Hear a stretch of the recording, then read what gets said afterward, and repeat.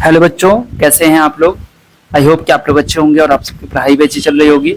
तो अभी हम लोग करने वाले हैं क्लास 10th का जो फर्स्ट टर्मिनल एग्जामिनेशन हुआ था अगस्त 2024, यानी कि अभी अगस्त महीने में जो फर्स्ट टर्मिनल यानी कि प्रथम सांविधिक परीक्षा कक्षा 10 की हुई थी, उस परीक्षा का हम लोग अभी मैथ्स के पेपर का जो ऑब्जेक्टिव है यानी कि वस्तुनिष्ठ प्रश्न है, इसको अभी हम लोग सॉल्व करेंगे। ठीक है, 1 से लेकर 30 तक आपको दिया जाता है, जिसमें आपको 4 ऑप्शंस होते हैं और एक सही होता है। आपको लगाना होता है, टिक करना होता है। आपको सिर्फ 25 क्वेश्चन का ही आंसर करना है, 5 क्वेश्चन आपको छोड़ देना है। ठीक है, कोई भी 25 क्वेश्चन आपको सॉल्व करना है जो आपको अच्छे से आता हो। ठीक है, तो यहाँ मैं वीडियो में जो है वो पूरा मैं सब समझाऊंगा। ठीक है, पहला क्वेश्चन आपका है, और एक चीज मैं बता दूं कि इसके पहले मैंने जो वीडियो बनाई थी उसमें मैंने इसका शॉर्ट आंसर बताया था। ठीक है, तो अगर आप शॉर्ट आंसर को देखना चाहते हैं तो डिस्क्रिप्शन में जाइएगा, वहां पर आपको लिंक मिल जाएगा, आप वहां पर क्लिक करके देख सकते हैं। पहला क्वेश्चन है, यदि दो संख्याओं का लॉसो और मौसो क्रमशः इतना इतना है तो उनका गुणनफल है। देखो, दो संख्याओं का लॉसो मौसो दिया हुआ है और कह रहा है उनका गुणनफल। किनका गुणनफल? जो नंबर है दो, उस दोनों का गुणनफल क्या होगा, प्रोडक्ट क्या होगा। तो हम लोग जानते हैं ना कि जो दो संख्या का जो गुणनफल होता है वो उनके एचसीएफ यानी कि मौसो और लॉसो के गुणनफल के बराबर होता है। तो हम लोग सिर्फ इसको गुना कर देंगे और जो होगा भाई इसका आंसर हो जाएगा। तो आप गुना करके चेक कीजिए, 182 है और ये 13 है, तो इस दोनों को गुना कीजिएगा, 13 दूनी 26, 13 अट्ठे 104, 2 106 और 13 इकाई 13 और 10 23, यानी कि 2366 आ रहा है। ठीक है, अब इसमें देखो 2366 कौन है, डी ऑप्शन में है, तो यहाँ पर डी ऑप्शन आपका सही हो गया। ठीक है, उसके बाद है, निम्नलिखित में कौन असहभाज्य युग्म है, यानी कि को प्राइम कौन है। को प्राइम बच्चों उस संख्या को कहते हैं, असहभाज्य उस संख्या को कहते हैं कि जब उसका जो मौसो हो वो एक हो। ठीक है, यानी कि कोई भी उस दोनों का जो फैक्टर हो वो नहीं मिले सिवाय एक के, यानी कि एचसीएफ एक हो। ठीक है, तो हम देख रहे हैं कि ये देखो 21 और 63 7 के टेबल में आ रहा है, 32 और 62 तो ये 2 से कट रहा है दोनों, है ना। 18 और 45 3 से कट रहा है, लेकिन अगर 18 और 25 की बात की जाए तो आप देखोगे कि इसका जो मौसो होगा वो एक होगा। ठीक है, आप निकाल के भी चेक कर सकते हो 18 25 का, 18 कहीं 18 हो गया। ठीक है, 15 में से 8 गया 7 और एक में से गया 0। ठीक है, और यहाँ पे 18 आ जाएगा, फिर 7 दूनी 14 और 4, फिर यहाँ से 7 आ जाएगा, 4 कितना हो जाएगा, 4 इकाई 4, फिर 3 आ जाएगा, फिर 4 हो जाएगा इधर, 3 इकाई 3 1 और फिर 3 से लगाएंगे तो कट जाएगा। इनके एचसीएफ कितना आ गया, 1 आ गया। जब मौसो 1 आएगा तभी वो क्या होगा, को प्राइम होगा और सौभाज्य युग्म कहलाएगा। ठीक है, युग्म इसलिए कहते हैं क्योंकि ये दो नंबर है यहाँ पर पेयर में, इसलिए पहला आंसर आपका सही हो जाएगा, ये ऑप्शन सही है। 156 के अभाज्य गुणनखंड है, तो 156 का क्या होगा, प्राइम फैक्टर्स कौन कौन होगा। तो देखो 156 का जब आप देखोगे तो आप इसमें चेक भी कर सकते हो, यही पर चेक कर सकते हो, 2 3 5। तो इसमें देखो अभाज्य संख्या कौन है, 2 3 5 तीनों हो गया आपका, लेकिन 5 से 156 नहीं कटेगा, है ना, 5 से 156 नहीं कटेगा, तो ये तो कैंसिल हो गया आपका। 2 3 7 तीनों आपका अभाज्य है, लेकिन 2 से भी कट रहा है, 3 से कटेगा, 6 5 11 के बाद 3 से कट जाएगा, 7 से कटेगा, 7 से नहीं कटेगा ये। ठीक है, 2 3 11, तो यहाँ पर देखो कि 2 से कटेगा, कट जाएगा, 3 से भी कट जाएगा और 11 से 11 कहीं 11, 4 6 नहीं कटेगा 11 से। 2 3 13, तो 2 से कट जाएगा, 3 से भी कटेगा और 13 से कटेगा, 13 से कट जाएगा, 13 से इसमें भाग लग जाएगा, 13 से जब इसमें भाग लगाओगे तो भाग लग जाएगा। इसलिए हम कह सकते हैं कि ये जो है अभाज्य गुणनखंड यानी कि प्राइम फैक्टर्स हैं। प्राइम फैक्टर्स क्या हो जाएंगे कि ऐसी संख्या जो इसका फैक्टर तो हो लेकिन प्राइम नंबर हो। ठीक है, उसको हम लोग प्राइम फैक्टर्स कहते हैं। तो आपका ऑप्शन नंबर डी हो जाएगा। द्विघात बहुपद इतना के शून्यकों का योगफल क्या होगा। तो शून्यकों का योगफल क्या होता है, -b/a होता है, इसमें कोई बड़ी बात नहीं है, -b/a सही है। यहाँ पर ये ऑप्शन 6x² - 7x और -3 के शून्यक हैं, तो शून्यक निकालना है ना, तो आपको ऐसे करना होगा कि 6x² - 7x - 3 है ना, तो शून्य का आप यहाँ से भी चेक कर सकते हो या यहाँ से डायरेक्ट निकाल भी सकते हो।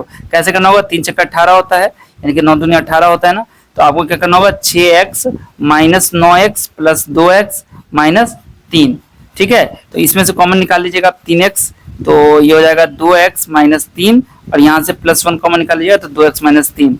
ठीक है, तो 3x प्लस 1 हो जाएगा और 2x माइनस 3 हो जाएगा। यानी कि जब इसको आप 0 के बराबर करोगे तो x की वैल्यू आ जाएगी 1/3 और जब इसको आप 0 के बराबर करोगे तो आपकी वैल्यू आ जाएगी x की 3/2। तो यानी कि 1/3 और 3/2। यहाँ पर जो ये माइनस में आएगा x की वैल्यू, ठीक है। तो देख लो यहाँ पर माइनस में कौन है, चलो कोई दिक्कत नहीं, यहाँ पे x यहाँ पर ले लिया है तो ये आपका माइनस में और ये माइनस में है और इसमें 3/2 माइनस में, तो 3/2 माइनस में नहीं होगा, 3/2 प्लस में होगा। तो आपका ऑप्शन नंबर ए सही हो जाएगा, ठीक है। इसके बाद आते हैं छठा question, x cube plus y cube. तो सीधा फॉर्मूला हो गया एक्स प्लस वाई का whole cube minus 3xy into x plus y दिया हुआ है ना। तो एक्स प्लस वाई का होल क्यूब क्या होता है, देखो इसको अगर आपको फॉर्मूला याद है तो आप वैसे भी कर सकते हो और नहीं अगर याद है तो फिर कैसे करोगे। देखो x प्लस वाई का होल क्यूब क्या होता है, x प्लस वाई का whole cube, x plus y का होल क्यूब होता है x cube plus y cube plus 3xy into x plus y, ये होता है, ठीक है। और अगर हम इसमें से इसको अगर हम हटा दें, ठीक है, तो हमारा क्या बचेगा, x cube plus y cube बचेगा। यानी कि x cube plus y cube plus 3xy और x प्लस वाई, इसमें से हम अगर इतना ही हटा दें यानी कि 3xy into x plus Y, तो दोनों प्लस माइनस कैंसिल हो जाएगा, हट जाएगा। तो क्या बचेगा आपका, बराबर हो जाएगा आपका x cube plus y cube के। तो इसका मतलब क्या हो गया कि x cube plus y cube बराबर क्या होगा, x cube plus y cube minus sorry ये आपका है ना, इसमें से आप अगर ये माइनस करते हो तो ये जो आपका है ये क्या है, ये एक्स प्लस वाई का होल क्यूब है। तो हम इसको लिख सकते हैं एक्स प्लस वाई का whole cube minus 3xy into x plus y. और ये आपका ऑप्शन में कौन सा सही है, ए ऑप्शन आपका सही हो जाएगा, ठीक है यहाँ पर। इसके बाद आते हैं जो आपका है सातवां क्वेश्चन, यहाँ पे कह रहा है साइन थीटा। तो साइन थीटा जो होगा उसमें क्या हो जाएगा, p/h होता है ना, तो लंब बट्टा कर्ण, तो p/h हो जाएगा। ऑप्शन नंबर बी आपका सही हो जाएगा, इसमें आपका ऑप्शन नंबर ए सही हुआ, ठीक है। चलिए इसके बाद हम लोग चलते हैं अगले क्वेश्चन की तरफ, जो कि आपका है cos थीटा बराबर 12/13। तो साइन थीटा का मान क्या होगा, तो cos थीटा 12/13 है ना, तो आप इसको क्या करो कि cos थीटा की वैल्यू दी हुई है 12/13। तो cos थीटा क्या होता है, ये मान लो ये हो गया आधार और ये हो गया कर्ण, यानी कि बेस बाई हाइपोटेन्यूज हो गया ना। तो हम मान लेते हैं कि b होगा मान लो 12 के और h होगा इसमें 13 के। तो p कितना होता है, तो p का फॉर्मूला होता है h square minus b square. तो h स्क्वायर कितना हो जाएगा, h स्क्वायर हो जाएगा 13k का होल स्क्वायर माइनस 12k का होल स्क्वायर। 13 का होल स्क्वायर क्या हो जाएगा 169 और 12 का क्या हो जाएगा 144। तो ये बन जाएगा आपका 25k स्क्वायर, मतलब 5k आ जाएगा, ठीक है। तो 5k आपका p हो गया, आपको निकालना था साइन थीटा, तो साइन थीटा बराबर होता है p/h, मतलब p आपका हो गया 5k और h आपका हो गया 13k। तो ये दोनों कट जाएगा, बचेगा क्या 5/13। इसका आंसर क्या हो जाएगा, ऑप्शन नंबर ए 5/13। यदि साइन थीटा बराबर कॉस थीटा, तो थीटा का मान क्या होगा, देखो आप जब टेबल देखोगे तो इसमें देखो कि साइन थीटा वाले में और कॉस थीटा में बराबर वैल्यू कब आ रही है। तो आपको याद होगा कि 45 डिग्री में जो है दोनों की वैल्यू सेम आती है, साइन 45 भी 1/√2 होता है और कॉस 45 भी 1/√2। यहाँ पर 45 डिग्री हो जाएगा आंसर इसका सही। उसके बाद यहाँ पर साइन 67 और कॉस 23 का मान आपको निकालना है। तो साइन 67 बटा cos 23 क्या हो जाएगा, देखो इसको हम लिख सकते हैं साइन 90 माइनस 23, इस 67 को हम लोग ऐसे लिख सकते हैं, ठीक है। और यहाँ पे आपका क्या है बच्चों, तो यहाँ आपका जो है cos 23 है नीचे में। आपको फॉर्मूला याद होगा कि साइन 90 माइनस थीटा जो होता है, मैं यहाँ फॉर्मूला लिख देता हूँ, साइन 90 माइनस थीटा होता है cos थीटा। तो यानी कि साइन है और यहाँ पर जो थीटा होता है तो इसी को हम लिख देते हैं cos थीटा। तो इसलिए यहाँ पर भी क्या हो जाएगा cos और यहाँ क्या 23, तो 23 डिग्री हो जाएगा और नीचे में भी cos 23 हो जाएगा, ठीक है। दोनों कट जाएगा यानी कि 1 आ जाएगा आंसर इसका, ठीक है। चलिए, तो यहाँ पर आपका जो ऑप्शन है वो सी होगा सही, ठीक है। उसका बाद साइन 60 का मान क्या होता है, तो साइन 60 का मान cos 30 के बराबर होता है। साइन 60 का होता है √3/2 और cos 30 का भी होता है √3/2। तो ये हो गया आपका ऑप्शन नंबर ए सही। मूल बिंदु से बिंदु इतना की दूरी, मूल बिंदु से मैंने शॉर्ट क्वेश्चन से जो शॉर्ट का जो बताया था उसमें मैंने फॉर्मूला बताया था इसका, ठीक है, आप देख लीजिएगा। मैं यहाँ पर बस अभी शॉर्ट में बता रहा हूँ कि जो साइन बिंदु है वो आपका कितना है, -3 -4। तो हमने बताया था कि कभी भी मूल बिंदु से अगर होगा ना तो आपको करना क्या है कि इसका स्क्वायर कर देना है, ठीक है, और प्लस में इसका स्क्वायर कर देना है, ठीक है। तो कितना हो जाएगा 9 + 16 यानी कि √25, तो हो जाएगा 5 इकाई यानी कि 5 आंसर आ जाएगा इसका, ठीक है। यहाँ पर जो आंसर होगा वो हो जाएगा 5 इकाई, ठीक है। तो ऑप्शन नंबर सी सही है। ए बी और -a और -b के बीच की दूरी क्या होगी, तो यहाँ पर भी वही फॉर्मूला लगेगा आपका। देखो एक पॉइंट आपका दिया हुआ है ए बी और दूसरा पॉइंट आपका दिया हुआ है -a और -b, तो डिस्टेंस फॉर्मूला लगाएंगे तो क्या होगा, a माइनस a का होल स्क्वायर, है ना, यहाँ पर करते हैं ना x1 - x2 और x2 y1 - y2 प्लस क्या होता है y1 - y2 या y2 - y1, ठीक है। तो यहाँ पर जगह b - b और इसका होल स्क्वायर, ठीक है ना। तो अब करेंगे क्या यहाँ पर, तो a और माइनस प्लस a स्क्वायर और b माइनस प्लस b का होल स्क्वायर। तो बच्चों क्या हो जाएगा 2a हो जाएगा, 2a का होल स्क्वायर और 2b का होल स्क्वायर। तो ये बन जाएगा 4a² + 4b²। तो 4 कॉमन अगर निकाल लेते हैं तो ये हो जाएगा a² + b², और 4 जब बाहर आएगा तो क्या हो जाएगा 2√a² + b²। ये आपका आंसर हो गया। और इसमें देखो, इसमें आपका ऑप्शन कौन सही है, 2√a² + b², यानी कि ऑप्शन नंबर आपका बी जो है वो सही है, ठीक है। इसके बाद आते हैं अगला क्वेश्चन, यदि समबाहु त्रिभुज की प्रत्येक भुजा की लंबाई इतनी हो तो इसकी ऊंचाई क्या होगी। समबाहु त्रिभुज है, इसकी प्रत्येक भुजा की लंबाई 12 सेंटीमीटर दी हुई है, तो इसमें कह रहे हैं ऊंचाई आपको निकालना है। देखो यहाँ पर जो है ना मैं आपको एक फॉर्मूला बता देता हूँ, आप उस फॉर्मूले को भी यूज कर सकते हैं। और वो फॉर्मूला क्या है कि समबाहु त्रिभुज की भुजा अगर दी हुई है आपको ए, कि ए आपकी भुजा, मान लो ए बराबर आपका भुजा है कोई, ठीक है। तो समबाहु त्रिभुज की जो ऊंचाई होती है वो होती है √3/2 इंटू भुजा, ये हो जाती है उसकी क्या ऊंचाई। ये हो गया ऊंचाई का फॉर्मूला, याद रखिएगा, ठीक है। आप इसको निकाल भी सकते हैं। तो चलो यहाँ पर पहले हम निकालते हैं 3/2 गुने भुजा कितना है यहाँ पर 12, तो इसको काट देंगे तो कितना होगा 6√3 आ जाएगा। तो 6√3 आपका आंसर हो गया, ठीक है। ये फॉर्मूला भी देख लीजिए कैसे आता है।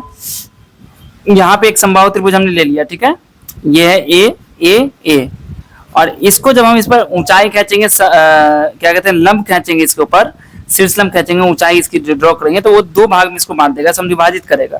मतलब ये ए है ना, तो ये हो जाएगा a/2, ये भी हो जाएगा a/2। अब ये देखो एक समकोण त्रिभुज में आपके पास ये दिया हुआ है a और ये दिया हुआ है, आधार दिया हुआ है a/2, तो आपको ऊंचाई निकालना है। क्या हो जाएगा फॉर्मूला हो जाएगा कि कर्ण का स्क्वायर माइनस आधार का स्क्वायर, मतलब a/2 का होल स्क्वायर।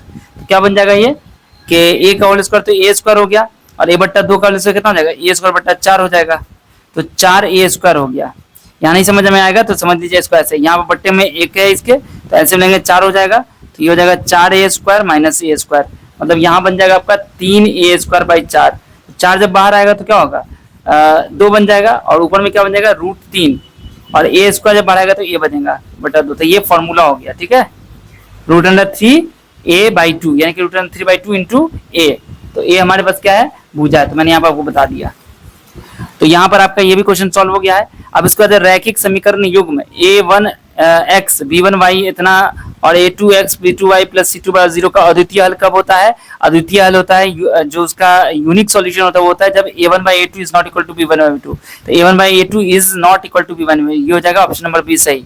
16 समीकरण इतना में यदि x का मान 2 हो तो y का मान निकाले। कितना आसान क्वेश्चन है। यहाँ पर क्या करना है आपको कि जो आपके पास क्वेश्चन दिया गया है 2x + 3y = 13, इसमें x का मान कितना है, x बराबर आपको 2 रखना है, तो 2 रख दिया तो कितना हो जाएगा, ये आपका बन जाएगा 2 दूनी 4, और 4 + 3y बराबर हो जाएगा 13, यानी कि 3y बराबर हो जाएगा 13 - 4 यानी कि 9।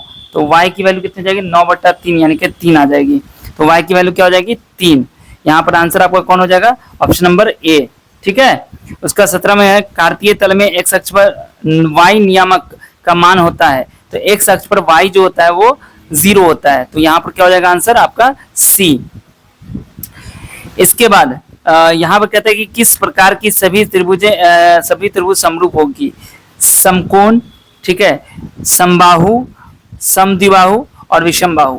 इसमें समकोण जो है आपका क्या कहते हैं, इसमें समरूप कौन होगा, तो राइट एंगल क्या हो सकता है, समरूप हो सकता है, एक जैसा हो सकता है। देखिए अगर हम राइट एंगल ट्रायंगल बनाते हैं ऐसा, ठीक है, और कोई राइट एंगल ट्रायंगल बनाते हैं ऐसा, तो क्या ये दोनों सेम है, ये सॉरी समरूप है? नहीं। समरूप होने के लिए क्या होना चाहिए कि इसका और इसका रेशियो, संगत भुजाओं का जो रेशियो है यानी अनुपात, वो बराबर होना चाहिए। ठीक है, लेकिन समबाहु त्रिभुज जो है ना, वो क्या है आपका इक्विलैटरल ट्रायंगल, ये आपका समरूप हो जाएगा। ठीक है, इसमें सब एंगल बराबर हो जाती हैं। इसमें क्या है कि ये एंगल तो आपका ठीक है, लेकिन ये दोनों का तो कोई पता नहीं है और ना साइड का पता है, तो इसे समकोण आपका नहीं होगा। समबाहु में क्या होता है, ये एंगल आपको पता है कि उसमें क्या होता है 60-60-60 ही होगा, तो इसलिए ये क्या हो जाएगा आपका समरूप होगा। तो यहाँ पर समबाहु आपका आंसर सही है। ठीक है, इसके बाद कौन सी ज्यामितीय आकृतियां समरूप नहीं होती हैं, कौन सी ज्यामितीय आकृति समरूप नहीं होती है? सभी वृत्त, ये गलत है, क्योंकि सभी वृत्त जो होती है वो समरूप होती हैं। सभी वर्ग, ये भी समरूप होता है। सभी समबाहु त्रिभुज, अभी मैंने बताया आपको, ये समरूप होगा क्योंकि इसमें सभी एंगल बराबर होंगे। ठीक है, सभी आयत, तो ये आपकी जो है ये समरूप नहीं हो सकती है। ठीक है, क्योंकि क्या होगा कि अगर हम इस तरह से लेते हैं, मान लो ये आपका 4 हो गया, ये आपका 2 हो गया, तो यहाँ हम ऐसा भी तो आयत बना सकते हैं कि ये आपका 5 हो गया और ये 2, तो क्या ये हमारा जो है समरूप होगा? नहीं होगा ये हमारा समरूप। ठीक है, तो यहाँ पे आपका जो आंसर होगा वो होगा सभी आयत। कौन सी ज्यामितीय आकृतियां समरूप नहीं होती है, तो ऑप्शन डी होगा, क्योंकि सर्कल जितने भी होते हैं सब समरूप होते हैं, सभी वर्ग भी समरूप होते हैं और सभी समबाहु त्रिभुज भी समरूप होते हैं। अगला क्वेश्चन, रैखिक समीकरण इतना तथा इतना के हल क्या होंगे? तो यहाँ पर देखो, ये जो आपको कह रहा है यूनिक होंगे, यानी कि अनंत होंगे, अद्वितीय होंगे, अनंत होंगे और कोई हल नहीं, इनमें से कोई नहीं, यानी कि इस तीनों में से कोई ऑप्शन सही नहीं है।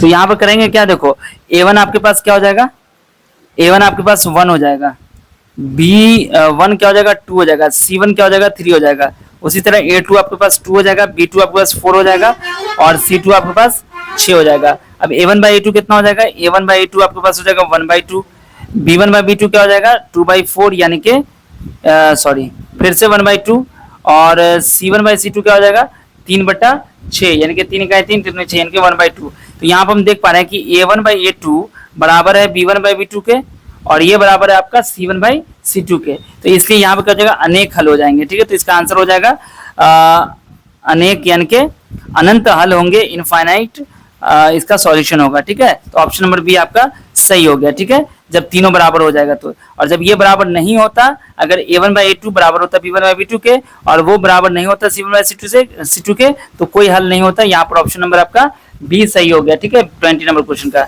अब इसका रहते हैं 21वां क्वेश्चन, x और y में दो रैखिक समीकरण युग्म का कोई हल नहीं हो तो उनके आलेख क्या होंगे? जब कोई हल नहीं होगा तो वो पैरेलल हो जाएगा, समांतर हो जाएगा, यानी कि समानांतर होगा, पैरेलल हो जाएगा, तो ऑप्शन नंबर सी इसका सही हो जाएगा। ठीक है, जब नो सॉल्यूशन होगा तो समानांतर होगा, यानी कि पैरेलल, और जब एक सॉल्यूशन होगा तो एक पॉइंट पर इंटरसेक्ट करेगा।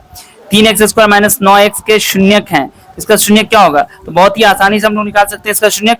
3x² माइनस 9x बराबर 0 करेंगे तो 3x² बराबर हो जाएगा 9x, यानी कि 3x बराबर हो जाएगा 9, तो x बराबर क्या हो जाएगा 9/3, यानी कि 3 आ जाएगा। ठीक है, तो यहाँ पर क्या हो जाएगा 3 आपका आंसर हो जाएगा। आप इसको ऐसे भी कर सकते हो कि यहाँ पर जो आपका है 3x², ठीक है, लेकिन एक चीज यहाँ पर ध्यान देना है आपको कि 3x² माइनस 9x और यहाँ पर है 0, तो ये चूंकि द्विघात समीकरण हो गया, तो द्विघात समीकरण में दो मूल होते हैं। ठीक है, तो यहाँ पर हम लोग जो है ना इसको ऐसे बना सकते हैं कि ये जो आपका 3x² है, ठीक है, और यहाँ पर इसको a बराबर 3 मान लेंगे, b बराबर -9 और c बराबर 0 मान लेंगे। ठीक है, तो इसका क्या हो जाएगा x बराबर क्या हो जाएगा minus b plus minus root under d/2a, तो माइनस b कितना हो जाएगा -9 है, तो यानी कि 9 हो जाएगा ये, plus minus root under d कितना निकला इसका, तो d आपको निकालना होगा, d बराबर क्या हो जाएगा b² माइनस 4ac, तो b² कितना हो जाएगा -81, सॉरी 81 हो जाएगा, -9 का 81 हो जाएगा, -4 × ए सी, तो ये तो 0 हो गया, मतलब ए डी की वैल्यू कितनी आ गई 81 आ गई। तो यहाँ पे 81 लिखेंगे बाई 2 इंटू 3। तो देखो बच्चों क्या हो जाएगा 9 प्लस माइनस 9/6 हो जाएगा। अब यहाँ पर प्लस और माइनस दोनों है, तो अल्फा आपका हो जाएगा 9 प्लस 9/6 यानी कि 18/6, तो ये हो जाएगा 3 काट के, ठीक है। और अगर हम बीटा निकालते हैं तो 9 माइनस 9/6 करेंगे तो ये हो जाएगा 0/6 यानी कि 0 हो जाएगा। तो आप इस तरीके से बना लेना, ठीक है। चलिए, तो यहाँ पर आपका ऑप्शन जो है 3 और 0 आंसर होगा इसका, ठीक है। तो ऑप्शन नंबर बी इसका सही हो गया, ठीक है। इसके बाद है 12 और 20 का लॉसो मौसो का योगफल क्या होगा। तो 12 और 20 का जो लॉसो निकालिए मौसो निकालिए और उसका योगफल, इनके सम निकालना है। तो 12 और 20 का जो लॉसो निकालेंगे, देखो 12 का क्या हो जाएगा, 12 का पहले अभाज्य गुणन खंडन करेंगे तो 2 दूनी 4 गुने 3 हो जाएगा, यानी कि इसको हम लिख सकते हैं ऐसे 2 स्क्वायर गुने 3। और इसके बाद है 20, तो 20 का हो जाएगा 2 दूनी 4 पंचे 20, यानी कि इसको लिख सकते हैं 2 का स्क्वायर गुने 5। तो एचसीएफ जो होगा वो आपका जो मिलता है उसको लिखते हैं, और मिलने में भी जो सबसे छोटा पावर होता है उसको लिखते हैं। यहाँ तो दोनों का पावर सेम है, 2 का पावर 2 इनके 4 हो जाएगा। और एलसीएम निकालोगे तो क्या होगा, इसमें कौन कौन से नंबर आए हैं, 2 आया है, 3 आया है, 5 आया है। अब 2 का मैक्सिमम पावर कौन है 2, 3 का मैक्सिमम पावर 1 और 5 का भी 1 है, तो 4 12 पंचे 60, तो 4 और 60 इसका आंसर हो जाएगा, ठीक है। और सॉरी 4 और 60 एलसीएम हो गया, इसका एचसीएफ हो गया। तो हमसे कह रहा है कि सम ऑफ एलसीएम, तो 4 और 60 को जोड़ेंगे कितना होगा 64 हो जाएगा। तो ऑप्शन नंबर 20 का सही हो गया। अल्फा बीटा गामा घन बहुपद के शून्य को तो कितना हो जाएगा, alpha beta plus beta gamma और गामा अल्फा आपको निकालना है। ये तो आपका सीधा सीधी फॉर्मूला है, ठीक है। फॉर्मूला अगर आपको याद होगा तो आपको पता चलिए क्या होगा कि इसका आंसर क्या होगा, alpha beta plus beta gamma plus gamma alpha बराबर होता है C/A। तो ये आपका हो जाएगा ऑप्शन नंबर बी, ये फॉर्मूला ही है सीधा सीधी। आप जाइएगा बुक में देखिएगा, पेज नंबर आपका जो है वो इनके चैप्टर नंबर जो आपका सेकंड है ना बहुपद, उसमें होगा, ठीक है। तो ये देखिएगा आप, ठीक है। इसको यहाँ पर ये C/A होगा डायरेक्ट इसका, क्योंकि यहाँ पर ABC स्टैंडर्ड फॉर्म में दिया गया है, C/A ही होगा, ठीक है। इसके बाद आते हैं बिंदु इतना किस चतुर्थांश में स्थित होगा। तो मैं आपको बता दूं यहाँ पर कि जब भी आप इस तरह क्वेश्चन बनाएंगे तो यहाँ पर देखो ऐसे करना होगा कि ये 4 आपका कोऑर्डिनेट है, 4 चतुर्थांश है, इसमें दोनों पॉजिटिव होगा, इसमें एक निगेटिव एक पॉजिटिव होगा, इसमें दोनों निगेटिव हो जाएगा, और इसमें एक पॉजिटिव हो जाएगा और एक निगेटिव हो जाएगा। यानी कि एक्स कोऑर्डिनेट आपका यहाँ पर क्या कह रहा है माइनस में है और वाई आपका प्लस में, तो एक माइनस से प्लस किस में होगा दूसरे में आ जाएगा। तो यहाँ पर इसका जो ऑप्शन होगा ना कौन सा सही होगा, सेकंड होगा इसका ऑप्शन सही, ठीक है। इसके बाद दिए गए धनात्मक पूर्णांक ए बी के लिए 2 अद्वितीय पूर्णांक क्यू आर प्राप्त होते हैं। ए बराबर बी क्यू संतुष्ट होता है जहां आर का मान है, तो आर का मान क्या होना चाहिए, बी से छोटा होना चाहिए और 0 के बराबर या बड़ा हो सकता है। तो ऑप्शन नंबर इसका ए सही हो जाएगा। पाई क्या है, एक पूर्णांक है, एक परिमेय संख्या, एक अपरिमेय संख्या है, इनमें से कोई नहीं, एक अपरिमेय संख्या है। सबसे छोटी अभाज्य संख्या तथा सबसे छोटी सम संख्या का गुणनफल क्या होगा, सबसे छोटी अभाज्य संख्या सबसे छोटा प्राइम नंबर कौन होता है 2, ठीक है। और सबसे छोटी सम संख्या कौन है, वो भी 2 होता है। तो सम संख्या और दोनों का जो गुना करेंगे तो 2 दूनी 4 हो जाएगा। तो ऑप्शन नंबर सी हो जाएगा, ठीक है। सबसे छोटी फिर से बता देते हैं, सबसे छोटी यानी कि जो लिस्ट प्राइम नंबर है, सबसे छोटी कौन है अभाज्य संख्या, वो है 2, ठीक है। और सबसे छोटी सम संख्या जो है सबसे पहली वाली कौन है 2, तो इसलिए 2 और 2 गुना करेंगे 4 आएगा। तो ऑप्शन नंबर सी आपका सही हो जाएगा। तो आपका जो अगला क्वेश्चन है इसमें 1/√7 है, क्या है, तो ये एक अपरिमेय संख्या है। उसका 30 में कहता है कि यहाँ पर ये जो दिया गया है ना, और ये दोनों इक्वेशन आपको दिया गया, कह रहे कोई हल नहीं है। तो जब कोई हल नहीं होगा तो इसमें k की वैल्यू आपको निकालनी है। तो कैसे निकालोगे, देखो सबसे पहली चीज यहाँ पर आपको ये करनी है कि आपको क्या करना है, x + 2y = 3 है, ठीक है। और यहाँ पर दिया हुआ है 5x + ky + 7 = 0। तो इसको भी आपको चेंज कर लेना है इसमें कि x + 2y और -3 = 0। तो यहाँ से देखो इसमें a बराबर कितना हो जाएगा, a बराबर आपका 1 हो जाएगा, b बराबर आपका a1 लिख लो यहाँ पर, a1 b1 आपका 2 हो गया और c1 आपके पास -3 हो गया। इसी तरह a2 क्या हो जाएगा 5, b2 क्या हो जाएगा k और c2 क्या हो जाएगा 7।